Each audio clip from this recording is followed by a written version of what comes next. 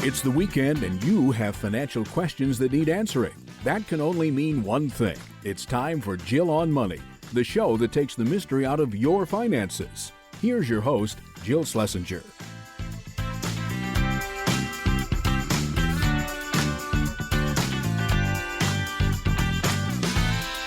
Welcome. It's the Jill on Money Show, the program that attempts to take the mystery out of your financial life. I'm your host, Jill Schlesinger. I'm also a certified financial planner, which means I love hearing all of your stories. I love understanding exactly what it is that you are trying to accomplish, and then maybe giving you different ways to consider how to achieve the goal that you would like to achieve. There's not always one right answer. Many times there are alternative courses to take. So if you'd like to get in touch with us, just go to our website, jillonmoney.com. In the upper right-hand corner, click that Contact Us button. When you do that, a form will pop up. That form is the email that we receive when you complete it. If you would like to join us on the air live, all you need to do is check the box and Mark will do everything else. While you're on the website, don't forget to sign up for the free weekly newsletter, which comes out every Friday, but also entitles you to getting our blog. So that's kind of a fun feature that we've added. This hour of Jill on Money is brought to you by Navy Federal Credit Union. Right now, we're going to start the program with an email from the shy folks out there. This is a note from Dawn, who writes, I'm a longtime listener. I respect and trust your opinion. I'm retired. I live off pension and rental income, and I have not yet had to dip into my investment accounts. They've grown steadily throughout the year. My question is, when should I be harvesting my profits? How much money should I take? Where should I invest it? I'm tempted to pay down my rental property. Then she goes on to write, I know paying off a low interest loan is not a smart move, but eliminating a mortgage does feel appealing. If I had more cash on hand, I would consider a Roth conversion. However, I do not want to spend my emergency fund. That doesn't seem like a viable option. I'm worried that a correction is coming. I would like to lock in some of the profits I've made. Suggestions or insights would be appreciated. Well, Dawn, I think that I don't like market timing. I don't believe in it. I don't think it's helpful. But if you're telling me that you're out of whack, your allocation is out of whack, that, you want to be a 50-50 investor, 50 in stocks and maybe 50% in cash or bonds, and you're out of whack, then I would go ahead and reallocate and get yourself back into the allocation that is where you want to be. But if you're asking me, should you sell a bunch of stuff just to get the gains and sit in cash? I'm not going for that. So my very best advice is to stick to your game plan. If you need to rebalance, great. But at this point, I don't know how old you are, but even if a correction is coming, if a crash is coming and you're 68 years old, we still have to make sure your money lasts. And I just don't know where the next challenge is going to be for markets. But what I know is that people who have diversified portfolios, the ones that rebalance on an ongoing basis, they're the ones who seem to do just fine when the bad stuff occurs. So I hope that helps. This next question is from Vanessa, who writes, I bought life insurance for my children to also use as saving for college, and I'm starting to think that I might have made a mistake. I'm hoping that you can help me find a way to get out of it and put the money into a better account. Okay, Vanessa, the life insurance for college, it used to be something that a lot of advisors and insurance salespeople would recommend. I just usually do not think that is the most effective way to save for college. I always love a 529 account. It is a tax efficient way to save for college, and you can put the kids' fun piggy bank money in there. Or maybe you can just open up a small savings account for them, depending on their age. But if you have this life insurance policy, the question is really how much money is in it? What is the cost to get out of it? One way to get out of it would be just to say, I surrender the policy. But before you do that, I'd love for you to get back in touch with us. There could be tax consequences for doing that. And, perhaps there's going to be a big penalty to get out. So I'd love to know a little bit more about that. Importantly, for anyone listening, if someone is selling you life insurance as a means to save for college, then I think you should get in touch with us because it is not an efficient way to get you where you want to go for college savings. It really isn't. Here is a question from Catherine who says, my partner listens to you when she can't sleep, which is nightly. Oh boy, poor Catherine, and really poor her partner. Anyway, she says, I figure I might as well run a question by you since I enjoy your show, even at 2 a.m. Okay. Catherine will turn 74 in February of next year. She says, I continue to work very part-time. I'm paid as an employee. I have not taken any required minimum distributions because I understood that if you are employed, you do not have to take them. Is that accurate? And if accurate, can I calculate my own RMD amount since I have only one 401k account?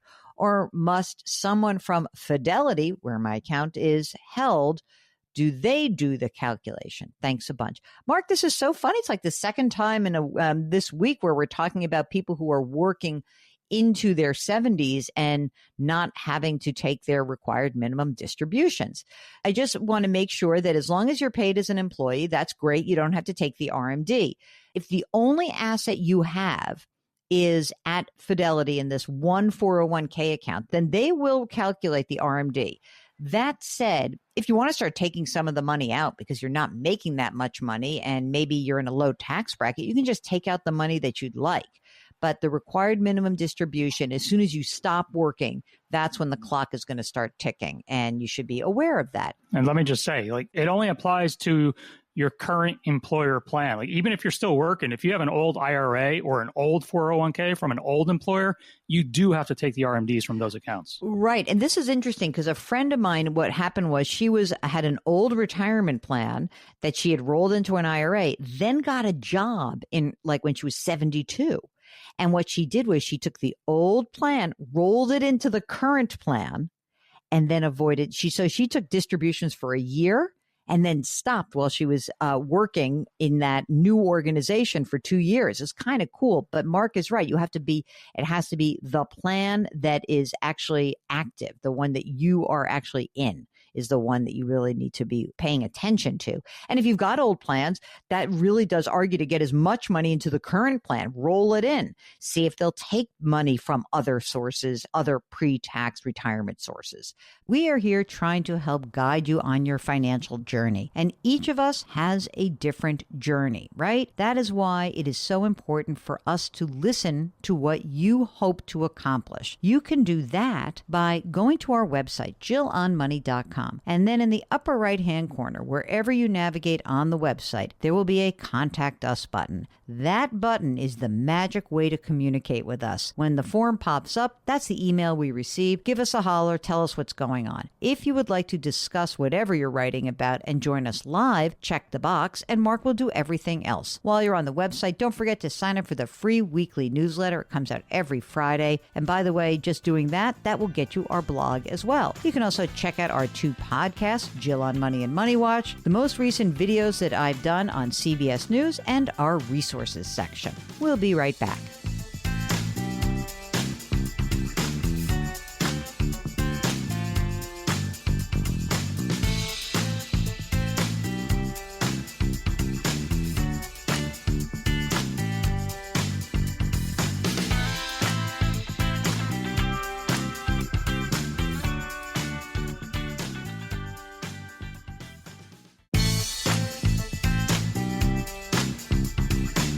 Back to Jill on Money, where Jill Schlesinger helps you take the mystery out of your finances.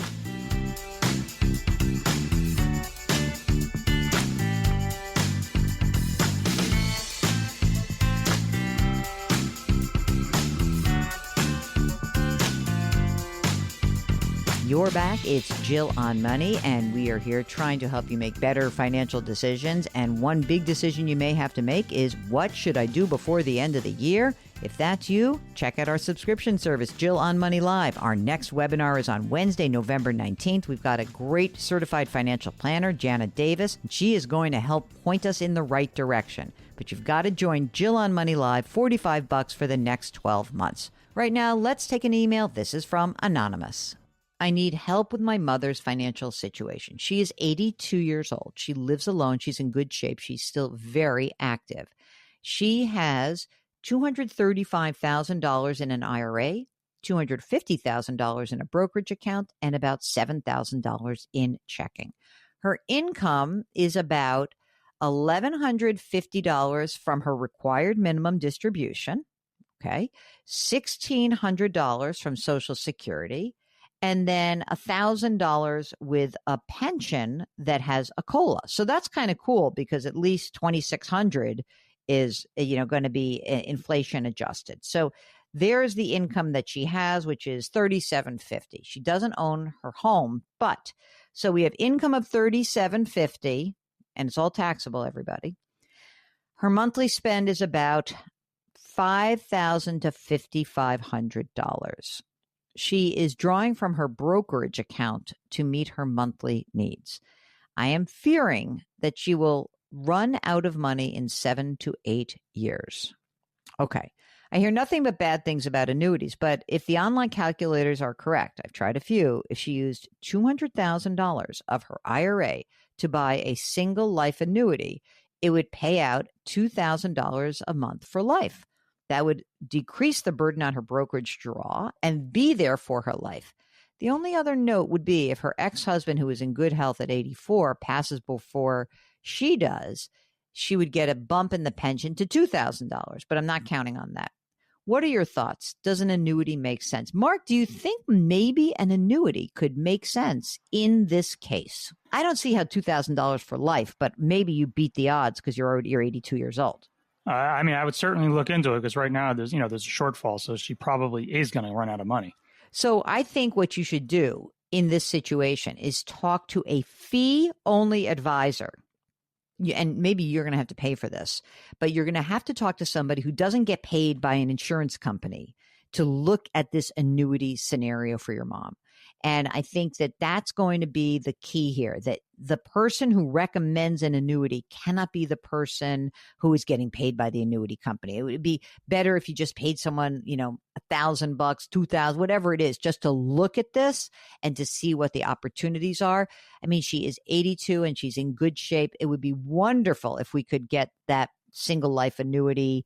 And I presume that it's an immediate annuity. I don't think that it would be you wouldn't defer it. So it would, you'd take money, $200,000 from the IRA, you'd pop it into the annuity. The annuity starts, sending out the $2,000 a month. And I would like to preserve that brokerage account as well. So again, fee-only advisor to help with this decision. Okay. Eileen writes that she bought her condo 15 years ago. The mortgage rate then, 3.125%. She paid $325,000 for the condo. She's got $179,000 balance. However, the mortgage rate was a 10-year ARM. The adjustable part of the mortgage will kick in the beginning of 2027. Okay. A lot of people have these kinds of loans. One of them is on the microphone on the other end there. I would like to refinance the mortgage for a fixed rate. And I'd also like to take cash out to pay off a home equity line of credit that has a balance of approximately $39,000. Question: should I refinance now or wait another year closer to the end of the fixed rate part of the mortgage to see what the rates will be like? I know that I won't see 3.125% again in my life, but I don't know how to tell when the right time is to take the plunge. Mark, as someone who has a 10-year adjustable rate mortgage, can you give Eileen some guidance on this? Well, thankfully, I've got 9 more years to go. I mean, this is a complete roll of the dice, but I'm inclined to wait. Me too. I would certainly wait till the beginning of next year. And I think that we might see, we're seeing mortgage rates as we speak right now. We're seeing mortgage rates heads towards 6. If you run the numbers of a fixed rate note, what I would see is where is the level at which you can really afford it? And if it's 5.5%, then jump on that. Just run those numbers right now so you feel comfortable. I think that we will get below 6. I don't know if we're going to get to 5, but I could see us being at 5.5, 5.75 next year. And if you can make that work, then pull the trigger and do it. Okay, Kathy says that she's 70, the husband's 67. They live in Buffalo. Isn't it lucky for them? They've got a great football team. Anyway, She says, we've been looking for a next stage of life house. We found one in our area. We signed a contract for $539,000. Okay. We have to sell our current house and pay off our $80,000 mortgage. The realtor thinks we can get about $500,000 for it. After closing costs and paying off the mortgage, we need a mortgage of $160,000 on a new house. Boy, this is mortgage episode, right? 30-year rate, 5.85%. That's good. That's cheaper than what I've seen. 15-year is 5%. I'm agonizing over 15 versus 30. My husband said, go with 30. We'll never see the end of the mortgage. It doesn't matter. Your thoughts? Other concern. Let me just do the thoughts on this. Get a 30. Get a 30. Drive down your payment as low as possible. That's what you want to do. If you want to, if everything is going great and you want to pay it off sooner, fine. But I'd go for the 30. I'm with your husband. Here's the other concern. If this house does not sell and close by the beginning of December, we need to come up with $200,000 at closing. Ay, ay, ay. Okay, she's got a thrift savings plan of $580,000. Husband has got a $280,000 retirement account, taxable Schwab account of $210,000 with a bunch of stocks that she inherited in 2012. So there's got to be a huge tax liability there. They've got a few other accounts. Main question is, if I need house closing account money prior to closing, should I take a withdrawal from the thrift savings plan and try to reimburse within 60 days? Does that make sense? So they have pensions. So what do you think, Mark? Do you want to try to, withdraw from the thrift savings plan? And so I'm anxious over these decisions. I hate time in these real estate transactions. I know. It never really works. I know. What I'm really worried let me go back in time.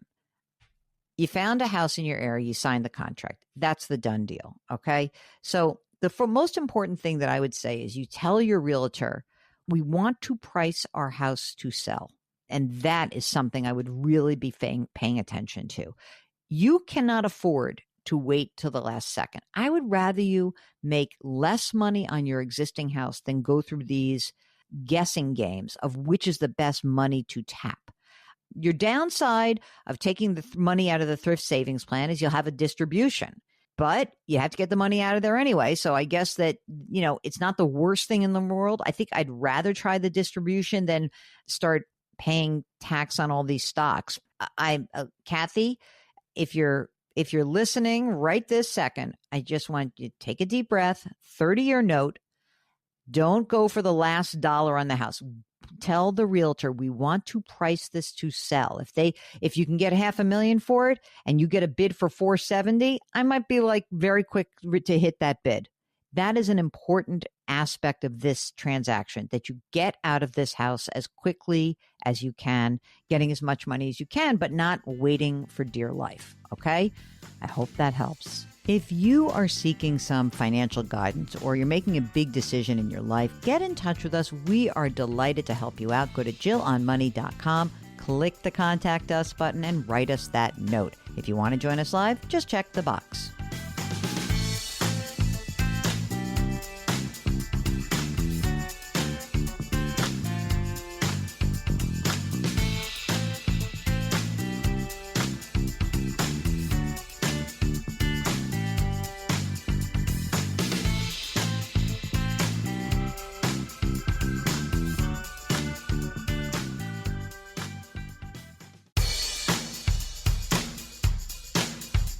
Do I invest here? Should I put my money there? Jill Schlesinger can help you. Back to Jill on Money.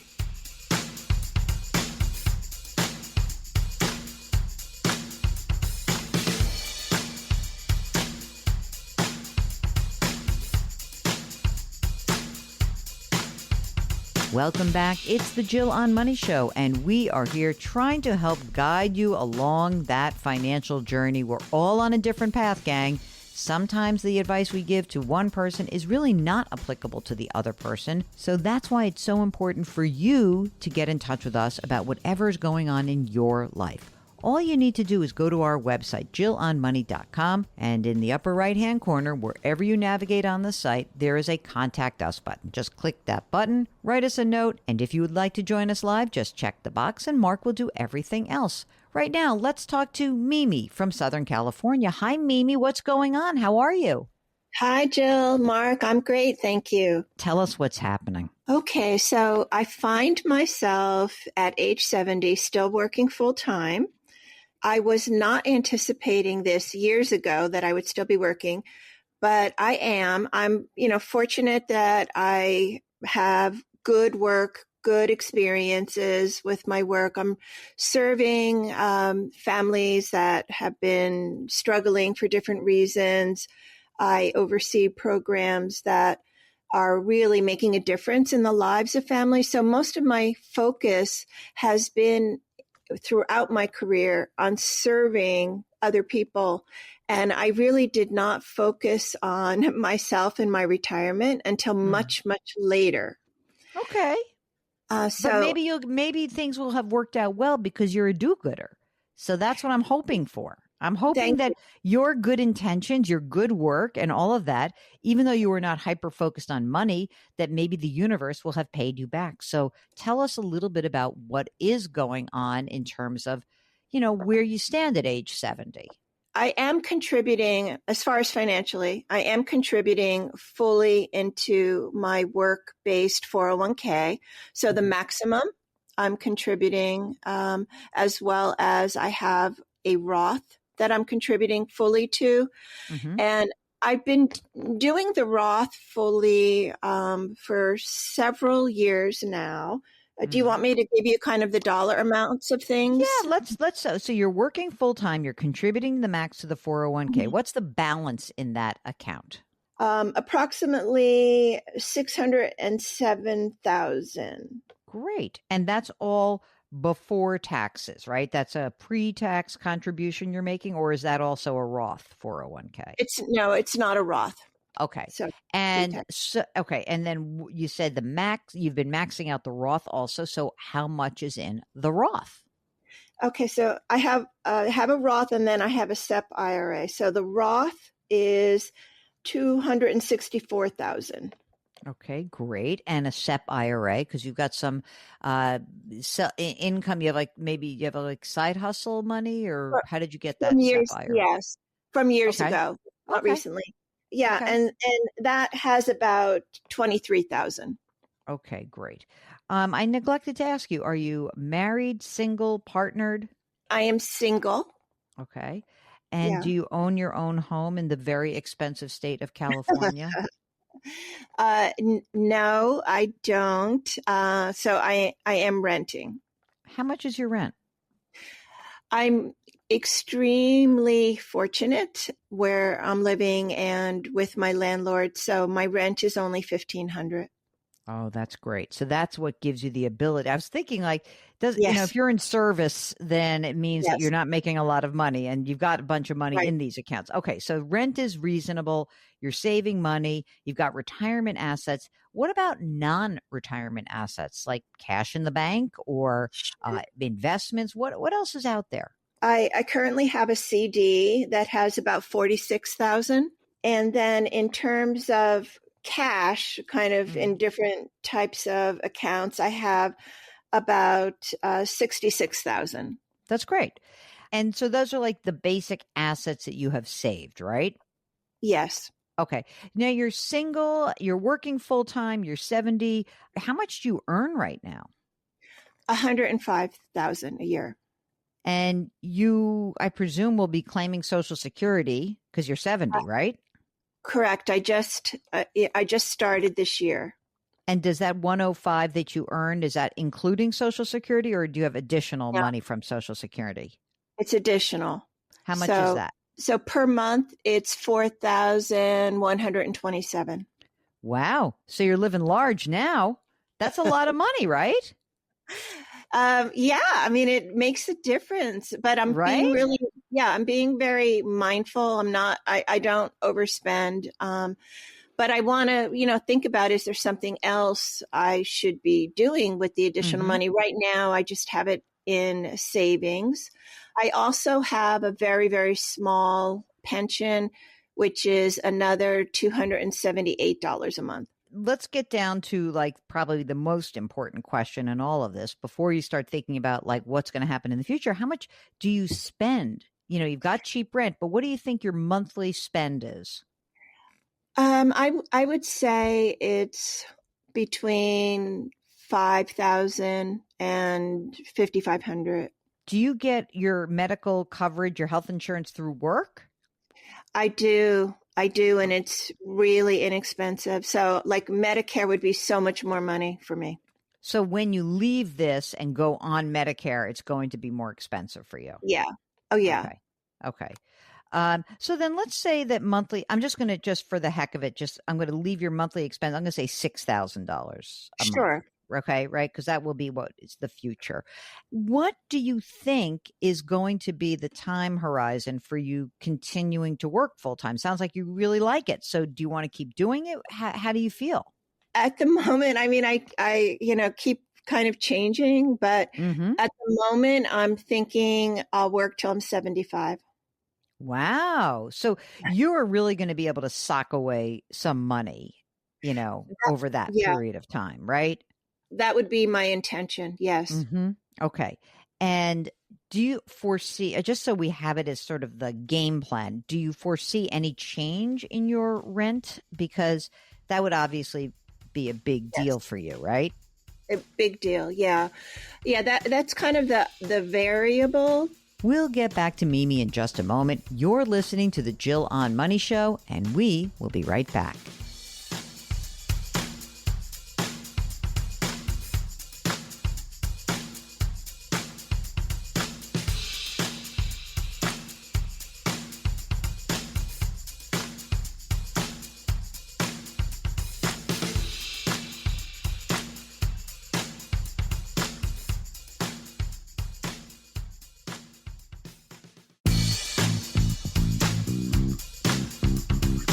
Welcome back to Jill on Money, where Jill Schlesinger takes the mystery out of your finances.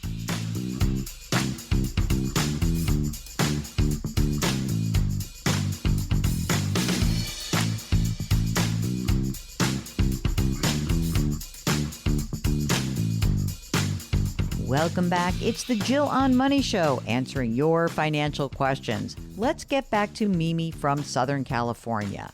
I mean, as long as my landlord doesn't die, because he's wonderful, and he's older than me. No, I mean it's really great. So that won't change unless he dies. Right. It could go on for several more years that I would have this low rent.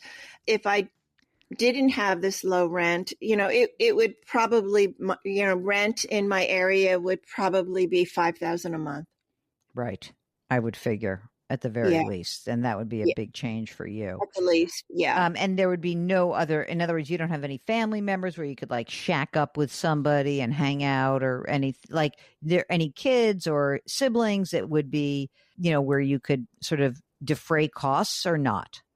No. Okay. And you want to stay obviously where you are because you love it. Yeah. It's beautiful there. Okay. It is. So if you keep working for 5 more years, and you said you're maxing out your 401k, meaning you're not just putting away the 23 something, you're doing the catch up contribution as well? Correct. Okay. So with that, and then so essentially about like $38,000 between your Roth and your 401k.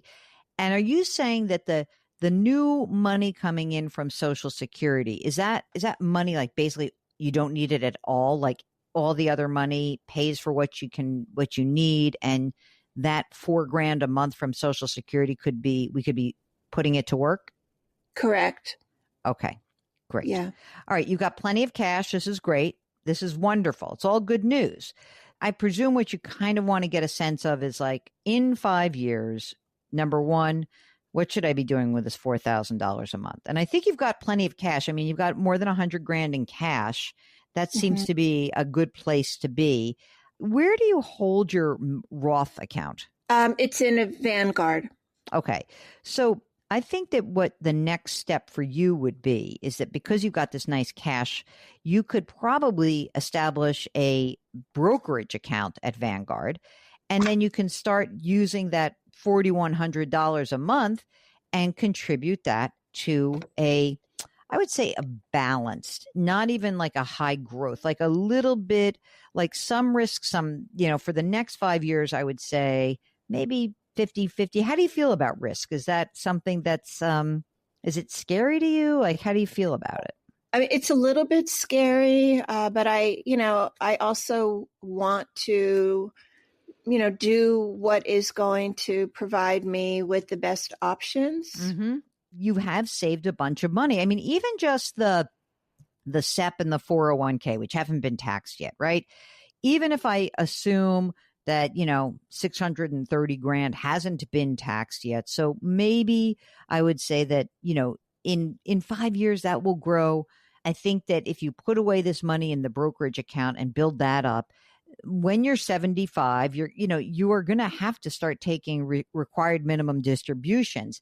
Now you're in this interesting place, which is while you're still working, you don't have to take those distributions. As soon as you stop working, then you will have to take them. So you're going to have to take money out, right? And so that's going to be something that will just force money out, but it's fine. It's fine because when you're, from 75 to I don't know, you're not going to be earning as much money, but you would just take your minimum required distributions out, take it out a little bit at a time. There's no reason to worry about it. And you're going to be fine because even in 5 years, let's say the minimum required distribution is like $15,000 or $18,000 a year or something like that. Okay. That's going to be perfect for you because you'll have your Social Security, the old pension, and then you'll be able to take that money out of your 401k, and that's what you will live on. And then that will be great. As you know, the risk is the rent. And until we know anything further, I think that's another reason why we'd like you to capture this $4,100 a month of Social Security and start that brokerage account, because that's going to help bolster your access to more money. And is this it's a house? Is that what it is? It's and you live in part of it, or is it a 2-family? What's the situation? It's a 2-family. Do you have a lease or not? From years ago. All right. Let's just make sure he eats well. No smoking. No, I'm just kidding. No, I do take care of him in different ways. I'm sure. I mean, I think that this arrangement obviously sounds like it's working for both of you. So hopefully this continues to work. I think you're doing what you should be doing. It's great. If you're happy working, keep working. A lot of people don't even realize that, like, you're working. Guess what? You don't have to start taking money out of those retirement accounts yet. I wouldn't stress so much about the rent right now. What else are you going to, what could you, you could worry about it, or you could just move ahead. Make sure you're taking advantage of the free cash that you have, that cash flow from the Social Security, and use it and help yourself get to a slightly more stable position. But that's it. You're doing what you should be doing. Open up that Vanguard account, capture the moolah, and keep your head down and keep that guy alive. Okay? Yes. Thank you so much. I really appreciate your guidance. Of course. If you need anything else along the way, or if the conditions change, let us know. If you've got something going on and you need another opinion, some guidance, just get in touch with us. Go to JillOnMoney.com.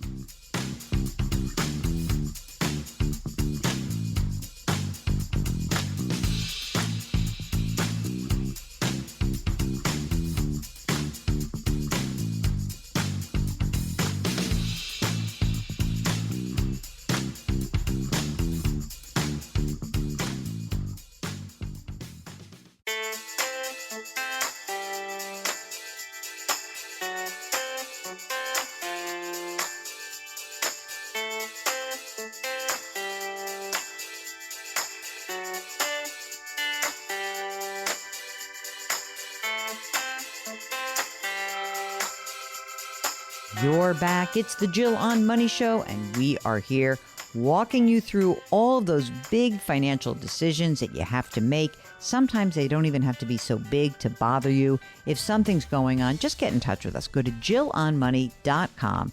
Click the Contact Us button, which is always in the upper right-hand corner. Write us a note, and if you'd like to join us live, then just check the box. But if it is an email, give us some details so we can more fully appreciate all the nuances in the question that you are asking. Before we finish up this hour, here is an email from Deborah. She writes, all of the financial advisors out there say it's best to wait until age 70 to claim Social Security.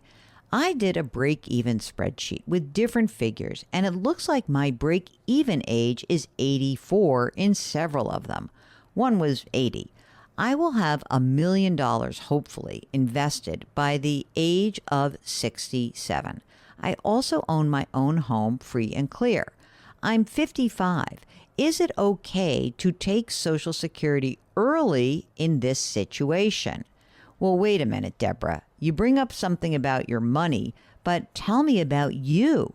In other words, do you have good health? Is there longevity in your family? Because even if the break even is 84, you might live till 90. You might live till 95. And taking that Social Security early, say at age 62, means you have a permanent reduction in those benefits, which I'm not a fan of. So I'd love to know more about you. I'd love to know how much money you spend, whether you have a spouse or whether you're single, and also, is this $1 million pot of money that you have, that you hope to have by age 67, is that all of the money you have in the world? One of the benefits of waiting to take Social Security is you'll get a larger benefit that is inflation adjusted. So that can be worth a lot. So I'd love for you to follow up with us, Deborah, so we can really focus in on the best Social Security retirement claiming strategy for you. If you have a Social Security question, just go to JillOnMoney.com. We'll be right back.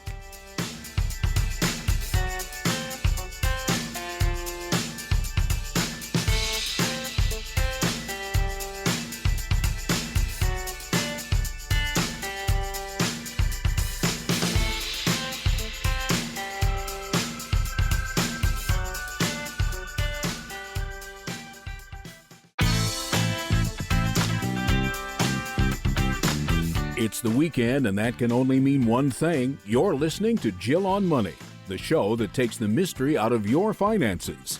Here's your host, Jill Schlesinger.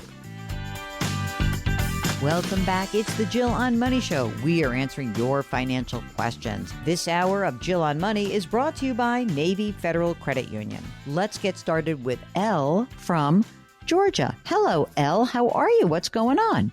Hi, Jill. I'm good. How are you? Great. Fantastic. What's up? What can we do for you? Where am I? No hi for me? Hi, Mark. How are you? You're not supposed to be on the mic right now. It's the other show. Okay. Hi, Mark. Am I confused today? Yeah, you are. I'm a little confused. All right. Anyway, Bye, Elle. All right. Get off. Okay. Now, I love Mark, and he deserves a hi. Okay. Let's start again. Hi, Elle. How are you? Good, Jill. How are you? Doing really well. Want to say hi to Mark? Hey, Mark. How are you?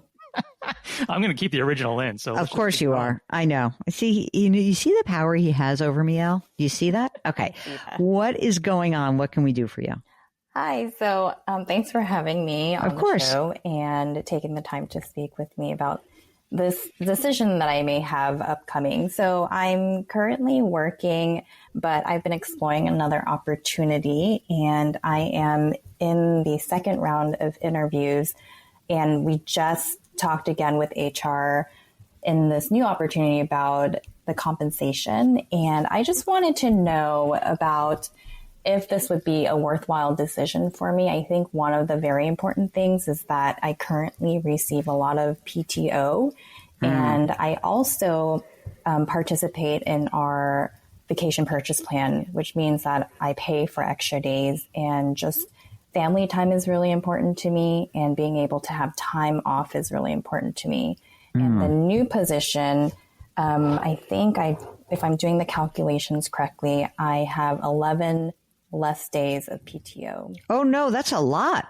Does it sound like a lot? To me, it does. 2 weeks? Yeah. I agree. Yeah. All right, wait a second. Maybe you'll make so much money, I'll change my mind. Let's do some basics before we get into the difference between the two jobs. How old are you, Elle? I am 39. I had to think about that. Well, congratulations. You're not yet 40. You're going to get to the FU 40s. It's fabulous. Okay. Are you married, partnered, single? I'm married. And how old is your spouse? He is mid 40s. Wow. It's great that you're just like, I used to know this. I kind of knew this. Don't know this right now. Okay, fine. Do you guys have kids? We have one. How old? He's 10. Okay, 10-year-old. Knew that one. Yeah, Yes. I knew that one. Yeah, that's like seared into her memory. How much do you earn right now, Elle?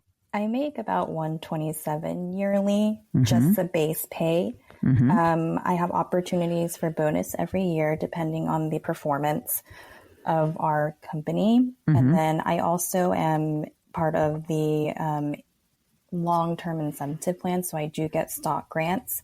I do have about $30K that is yet to vest. And when I looked at the numbers, I get about $10K a year. What's the bonus been generally? Not like, don't do the best year. Just give me like what you think you can count on top of the 127. 15 to 20. Your husband, how much does he earn? 115. Does he have any bonus potential? No, he does not. Okay. How about pension? Does he or you have a pension? I do have a pension. I just vested this year. I'm not leaving this job. Okay, sorry. I just said that out loud. I may leave it. I may leave it. What's the pension? Tell me about it. It's based, I think there's just a formula based on the years of service and then how much you make. I think it's the top amount of salary that you make that they do that. How long have you been in this company? It's been 5 years.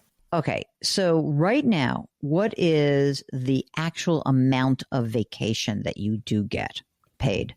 The actual amount I get is 20 days. Mm-hmm. Oh, wait, no, sorry. Yes, 20 days and then 10 of sick. And then you buy in more. I do buy 10 a year. I also get 11 days of holidays. Oh, my God. And then, do you work? I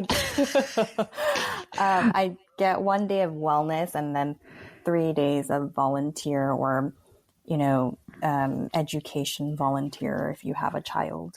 Wow. That's pretty good. Yeah. Okay. Amazing. All right. So let's now compare this cushy job that you have right now that you like. Do you like or do you not like? I think I'm resolving to the fact as I'm going through the process is that you don't always have to love every part of your job, maybe. And that if it affords you the lifestyle and work-life balance that you want, maybe that's where I need to sit. Which is great. That's why I tell people, go look. I had someone at work say something to me like, no, I can't believe we have to go back to work 4 days and 5 days and they're limiting certain things. I said, you should go see what you're worth in the marketplace and you might change your mind. Yeah. You might, may not. Maybe you find a great job. Who knows? All right, let's talk about our new opportunity. I'm excited about this. So instead of you earning, 120, like let's say 150 total, what is the new opportunity? Yeah, so the new opportunity, we talked numbers just recently, and they were saying that what they would offer me would be considered the total comp. So they asked for it during the application process, and I put 130 to 160. Oh, you ding dong. Come on. You're supposed to put 200. I just didn't know what... You just don't know going into these things. This is this is so common where we all do this to ourselves. I'm calling you a ding dong. We've all done it, which is like, you just don't set the bar high enough right. But okay. What did they come back to? Did they say, okay, yeah, total comp 160. Is that about what you think you might be looking at? Well, that's the other part is that, do I need to go back to them and tell them that I'm looking for more than 160, given the fact that they provided me with the benefit sheet? All right. So what are the benefits that they have? Let's just look at that. Yeah. So they also have pension. So seems like pretty much the same. Okay. Everything matches up to what I'm currently receiving, except the fact of the PTO, which is 20 days. And I think the first year you have to accrue, and then they offer 5 days of wellness that you can use for volunteering or your own health or, what have you. And then they have 9 holidays, and that was it. they have no way for you to participate. There's no buying in the time because right now you have the 20 days plus 10 sick days and then, forgetting about the extras, but you couldn't actually really buy that in. And maybe the pension is similar. Okay, this is interesting. And the retirement plan, you say there's a pension. Right now you have a 401k? I do. And is there a matching component of it? Yes. My current match is 4%, and their match is 5%. Does your husband also have a retirement plan? Yes, he does. He has a 403B. Okay. Is he a teacher? Works for a nonprofit. Okay. That's good. Okay. And your cash flow right now, just as everything stands, everything is good for you guys with this kiddo? Yeah, we're really good. We're also just trying to catch up on retirement, but I feel like we're in a pretty good place. We do save a lot and put away a lot. We'll get back to Elle in just a minute. If you would like to join us on the air, just go to JillOnMoney.com and click the Contact Us button. We'll be right back.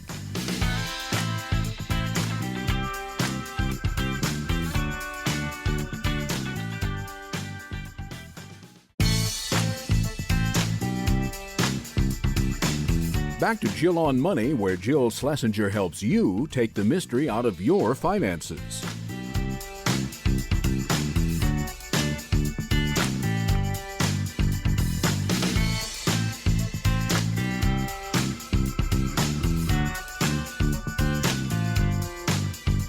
Welcome back. It's the Jill on Money Show. We are answering financial questions, and if you've got one, just go to the website, JillOnMoney.com, and click the Contact Us button. Write us a note, and of course, if you'd like to join us live, check the box. Mark will do everything else. While you're on the website, I encourage you to check out our two podcasts. One is called Jill on Money. The other one is called Money Watch.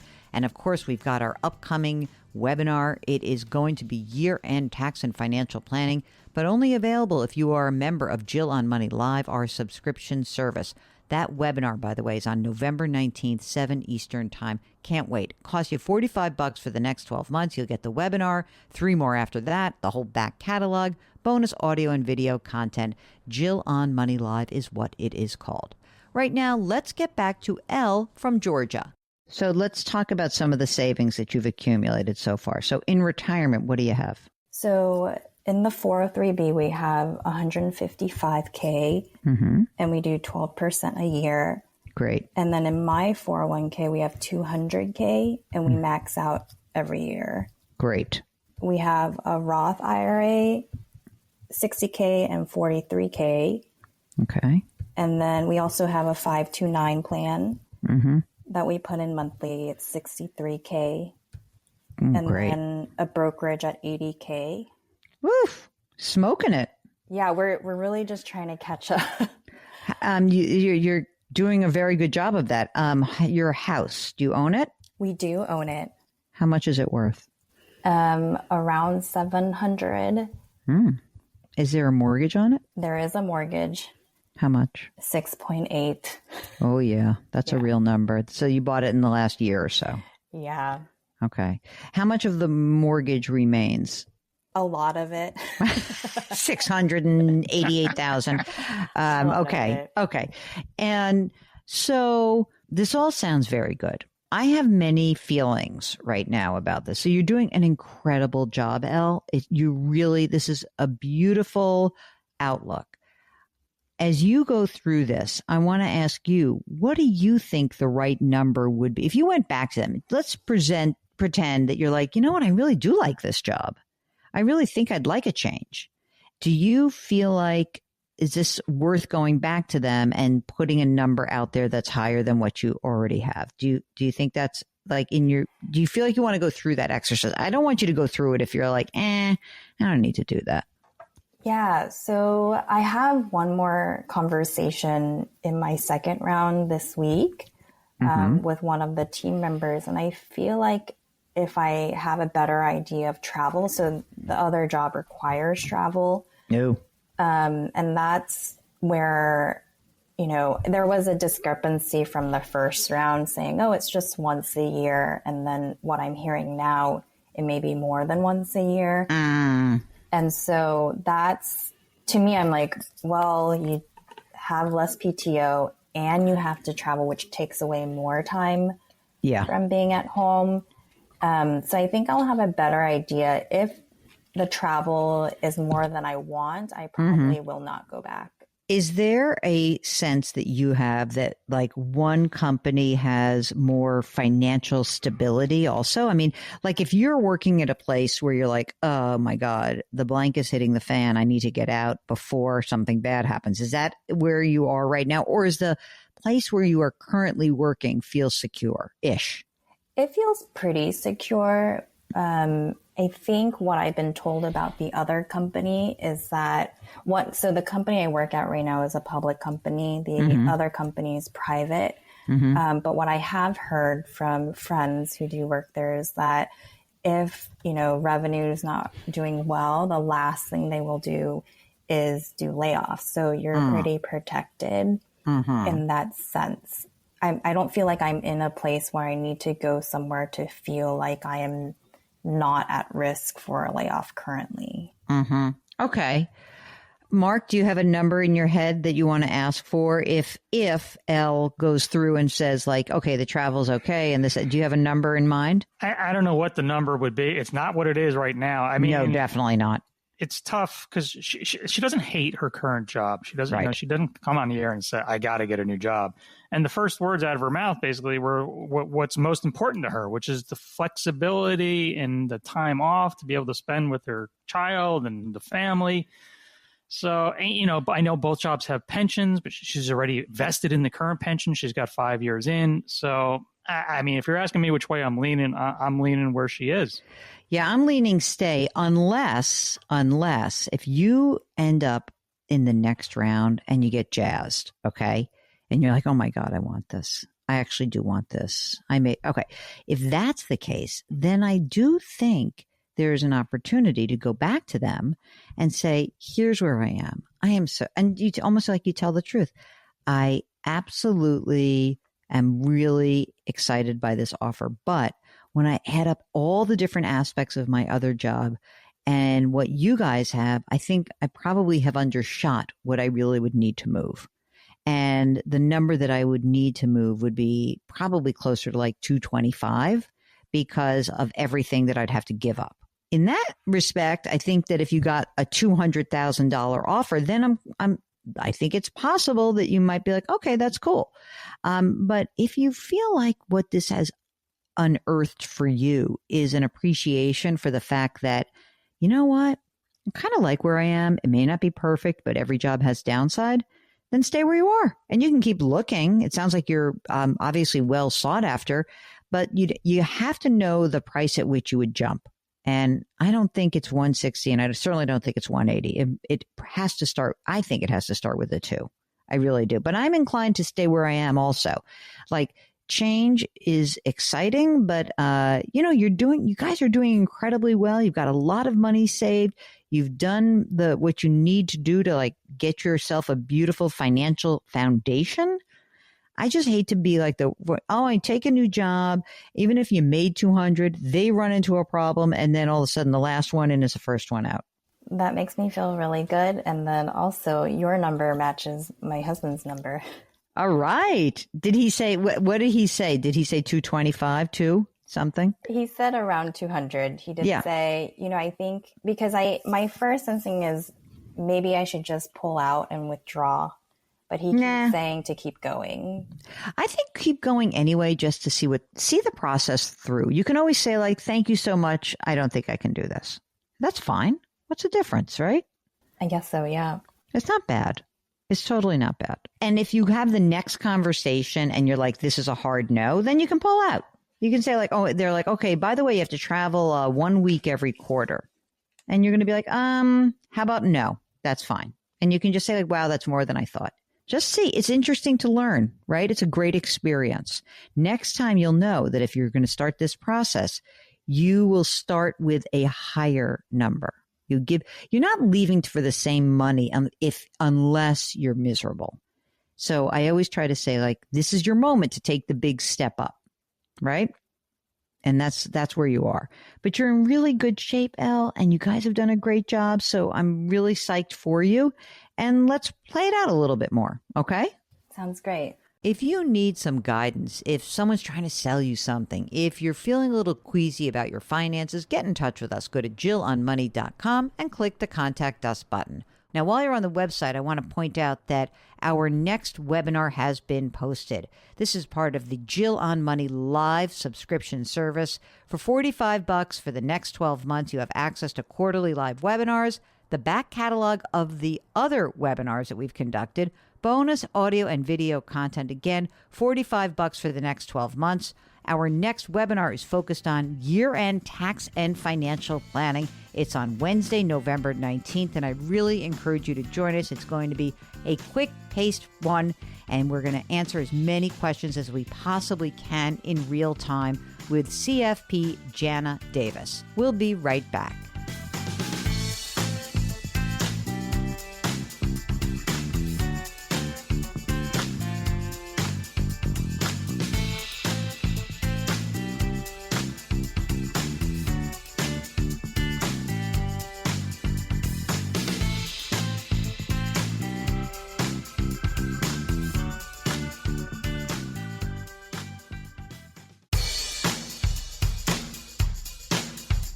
Do I invest here? Should I put my money there? Jill Schlesinger can help you. Back to Jill on Money.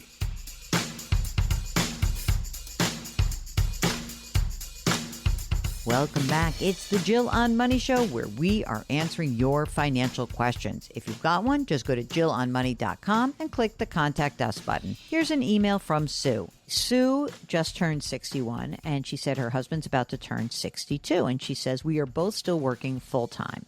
Our spending is about $8,100 a month, plus health care, which our financial advisor, who is a CFP, says will be about $6,000 per person per year by the time we retire. Okay. So they've got $2 million in retirement. About $400 of that is in Roth. Everything else is pre-tax. They've got $190,000 in various accounts earmarked for house upgrades, which we would do without assuming a mortgage. Our primary home is worth about $620,000, no mortgage. We share a second home that is owned outright, no plan to ever sell or rent that property. Okay. Sue will get about $3,700 a month from Social Security at age 67. So that's 6 years from now. Husband estimated to get $2,400 at 67, and he'll get a small pension starting at age 65 of $1,000 a month. An advisor suggested we could retire now, but I'd like to continue to build up retirement savings to give us a big buffer between how much we have and how much we need. And because I don't know whether the advisor should be believed, in the scenario that we both lost our jobs right now, would we have enough to get us through to retirement age? I know it's unlikely we would both lose our jobs, but I'm trying to remove the nuance from that question.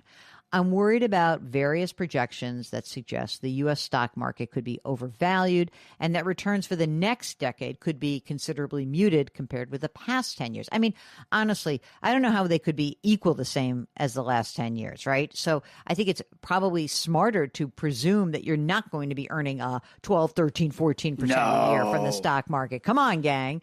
And by the way, Sue goes on to say, I'm concerned about how AI is shifting the job market for knowledge workers like me, and I'm spooked by tiny adjustments in expected returns. You know, like when they say the expected returns are just adjusted down a little bit, it seems like it has a large impact on the scenario from 30 years from now. Can you help put my mind at ease? Would we be okay if we both lost our jobs? Okay, so Mark, $8,100 is what they got. You know, listen, right now, if they lost their jobs, and that $8,100 a month, I guess, would be, I don't know if she's saying $9,100 because it would be another, $6,000 per person. But let's say it's $9,100 a month with all in. They lost their jobs right now. Oh, my God. They got $2 million, and they didn't say anything really about their other investments so much, except for the $190,000 in the house upgrade.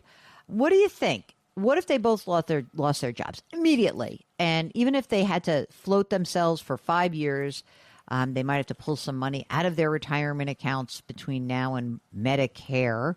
But they'd have a good chunk of money. It's interesting. It seems like she's very nervous, but even if you waited for those 5 years, right, to claim their Social Security, and his pension is there, you have about $7,100 a month coming in an income later. And, so how do you think they're doing if they both lost their jobs? I think they're probably okay. I mean, the $2 million, a lot of it's pre-tax. So the $2 million could not sustain them from now until, they're in their 90s, but it could sustain them until for another 5 years or so until they claim Social Security. So I think they're fine. I think so, too. But I also understand that you need comfort. And so I think you're fine. I think that what would happen, I always have a break the glass scenario that's operational. I get you, Sue. And the break the glass for you guys is you've got your 190 in various accounts. You would not be doing all of your earmarked plans for that house upgrade. You have that safe. You would start using some of your retirement money that hasn't been taxed yet. It would last you for your 5 years until you claim Social Security and the pension. And then I think you'll be okay. But I don't want you to fret over this because I really do think that you will be okay. It's just that it sounds to me like you're kind of driving yourself crazy a tiny bit. So I understand that. And I can relate. I do that myself. But I do think that you should be okay. You really should be. Okay. You do that about other things, not money. Yeah, I never do about money. Well, that's because I'm always willing to work. That's why. And I would work and do something and be comfortable just earning a living. I stress about many other things. I stress about Mark's trip to China. I was worried about him. You stress about negative comments. Negative comments, right? Mean people. I don't like mean people. I stress about that. But other than that, I'm good. Amit says, "Hi, Jill and Mark. I love your show. I started listening to it last year, and I love the fact you have clear answers to many questions, which many other podcasts don't. Here's something I feel I don't agree with you." Oh, Mark, this is dedicated to you. Traditional versus Roth. Here's Amit's situation. Age 49, married to someone who's 49. Annual income, $500,000. They've got a traditional and a Roth 403B available and a 457 through work. Basically have 10 grand a month in expenses. They don't have any loans, paid off house, cars, and well-funded 529s. I feel that pre-tax contributions for us is a better option because we're going to save 32 to 35% taxes on them going in. And when it comes out, we'll only have 90 to 100 grand a year from retirement, and we will be in the lower bracket. They've got cash and Roth to cover the rest. I know RMDs will be a problem. We plan to retire at age 55, and we have 20 years before our RMDs hit. Tell me I'm wrong. They've got $3.5 million in pre-tax money. Can I just say again, they're 49. So they're going to work for 6 more years. Let's just pretend. I'm going to work. Okay, you got $4 million, and they're going to use the age of it. They're going to take the money out. That $4 million, they're going to use that money and take that out. Okay? And I don't think they're going to end up in the 10 to 12% bracket, but good try. I think you're going to be in the 22% bracket. That's my guess. But even so, let's say they're in the 22% bracket. They manage it, and that compares. They save 10 percentage points on taxes. And Mark, you're wrong, says Amit. Tell me why you are right. I mean, I just, he says, we're going to take only 90 to 100K out of our retirement accounts. Yeah, you may think that's all you're going to take out, but the RMDs, you already have $3.5 million. This stuff is going to keep growing and growing and growing. I think that also, you can choose to do that. If you're right, you're going to kill it. If you're wrong, you haven't really given yourself, I know you've got a backdoor Roth of a couple $100 grand, but if you're wrong, then you'll just pay more in taxes. It doesn't sound like you're going to have any problems. The tax arbitrage may or may not work. That's all I can say. We don't know.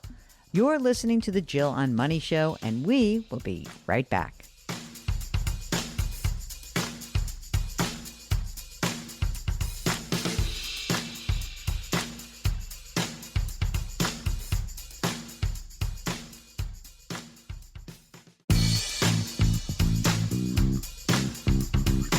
Welcome back to Jill on Money, where Jill Schlesinger takes the mystery out of your finances.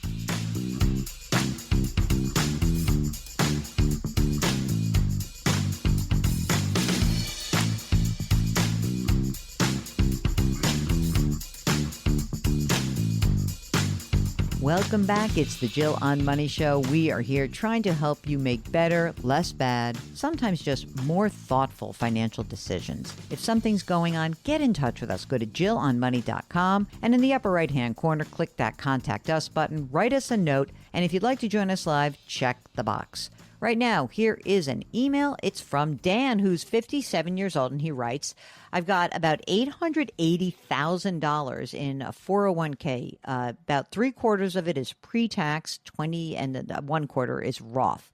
And he also has $1.3 million in a standard brokerage account. Listen to this, Mark. This is just like your situation. I'll likely be inheriting another $3 to $5 million in the next 5 to 10 years or so. Okay, maybe that's not you. Dan's house is paid for. It's worth about $800,000. No debts. He said, a Fidelity advisor is suggesting that I purchase an immediate annuity with a 10-year payout to provide income to replace my work income. I could, but I'm also thinking of putting that money into a dividend-paying fund instead. There'll be less income and no guarantee, but the principal and the risk are still mine. Your thoughts? You know, it's interesting that he said he's retiring at age 57 right now. So he's thinking, you know, not like in the future. I guess there's a part of me that's like, okay, it's fine to have that annuity as long as I know about the money that is coming in. But how much of the money is going in? Like if you have $880,000 that's in the 401k, are we talking like take that pre-tax money, put it in the immediate annuity because we'll shoot out income to get that money out of the 401k, the pre-tax part, and then we know you get it out before you inherit all this money? Because then I could almost get on board with it because you have this other $1 million.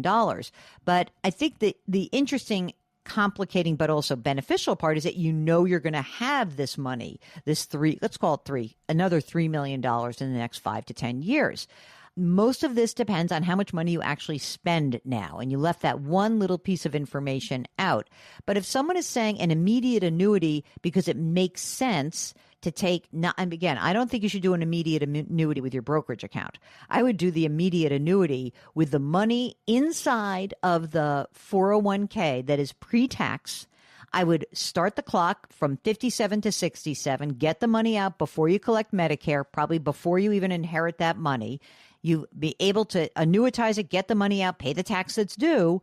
Then maybe I can get on board with it. How about me, Mark? Actually saying an immediate annuity could make sense. What do you think? A little surprising, but yeah, he left out the one key detail, how much he spends, and I'm wondering if there's any pension involved as well. So some questions that we need to have answered. We just need a little bit more info, but I'm not averse to an immediate annuity if the strategy is let's get that pre-tax money out before you have even more money from either your Social Security, I think I said Medicare before, from Social Security and from the money that you'll be inheriting, which will create income. So we need a little bit more information.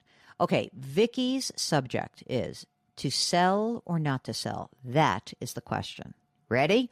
My husband and I are both retired, ages 66 and 63, respectively. We're wondering if we should sell our house and move. We live in Northern California. They've got about $8,000 in expenses each month with $5,500 a month in Social Security and a small pension as well. We offset expenses with distributions out of our IRA of about $3,000 a month. Okay. They've got traditional IRAs that total $700,000. So they're pulling out this, $36,000 a year out of their $700,000. Slightly more aggressive withdrawal rate than I'd be psyched about, but okay, it'll probably be all right. Home is valued at $720,000, and there's a mortgage of $240,000 at 3.625%. Now, here she goes on to write. We live on 3 beautiful acres, but we have a little too much house for us. We love it, but there are so many projects that have to be done within the next 5 years, a roof, flooring, windows. Should we sell and consider buying in an area closer to family, about an hour away, and lose that low mortgage rate? I realize it may be better without the work needed on the house. Any assistance would be appreciated. Well, look, we have to know what it is that you would have to spend in the new place, right? Could you potentially really downsize? Could you take whatever equity you have left in this house right now? The $720 is what it's worth. and $240 that's on the mortgage, could you walk away with enough money to own something free and clear? I think that's the big question. And if you could, of course, that's a no-brainer. Maybe you can't. Maybe, it looks like you have like you have some bunch of equity. You'll walk away with probably $450-ish. Could you then use that to buy a condo? Would you be willing to do that? I'm inclined to think that if you've got you have a home that is too much home for you, that I would just sell it anyway. But then the alternative is you must really come clean about what it would take to be in a place that you want to live in. And maybe this is a case where renting might make more sense. Maybe it's going to be that, you can't actually live in something as affordable as where you are right now. We need to know what the alternatives are before we can give you the advice. But I like the idea of selling something you don't actually want, for sure. Only if they're going to downsize. If they're going to go and buy something and their monthly expenses are going to increase and they got to pull more out of their IRAs, this is not going to work. Not going to work. Definitely not. If you're wrestling with a big decision and need some help, go to JillOnMoney.com and click the Contact Us button. We'll be right back.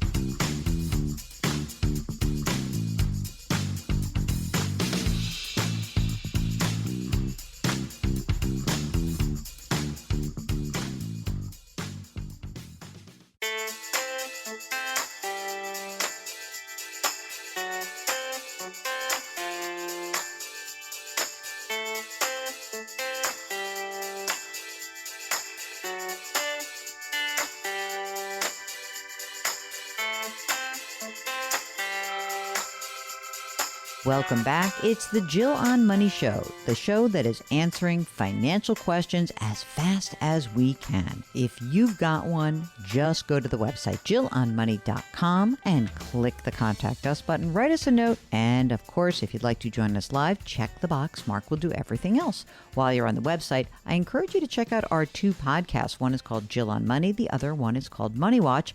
And, of course, we've got our upcoming webinar. It is going to be year-end tax and financial planning, but only available if you are a member of Jill on Money Live, our subscription service. That webinar, by the way, is on November 19th, 7 Eastern Time. Can't wait. It costs you $45 for the next 12 months. You'll get the webinar, 3 more after that, the whole back catalog, bonus audio and video content. Jill on Money Live is what it is called. Before we finish up the program, let's take an email from Mark, who's asking about the classic investment mix of a 60-40 portfolio, meaning 60% stocks and 40% bonds. And he asks that as the markets grow, your balance gets out of whack. And he said, I understand the concept of rebalancing, but do you mean we should be buying individual bonds? Do you mean treasuries? He says, I think bond funds are a joke. They're paying less than 3%. How is that protecting my nest egg? My cash reserves are still paying near 4%. Isn't that better than a bond fund? Well, Mark, maybe bonds are not right for you. Maybe you're really aggressive and you don't need bonds because you can manage the ups and the downs. The reason why people buy diversified portfolios with some stocks, some bonds, some cash, maybe a little gold, maybe a little real estate, is that each of these assets acts a little bit differently depending on the market. And with bonds specifically, they provide income. The one thing that you say about your money market, your cash reserves, is that 4% is going to drop. As interest rates go down, you won't be yielding 4%. So maybe a bond would be better than that. Anyway, we're happy to follow up with you. Just give us a shout. Okay, that's it. That's the program. Our music is composed by Joel Goodman. Mark Talercio is the executive producer and king of all things web. Please do something nice for someone else today. Change your work, change your wealth, change your life. Thank you for listening. We'll talk to you next week.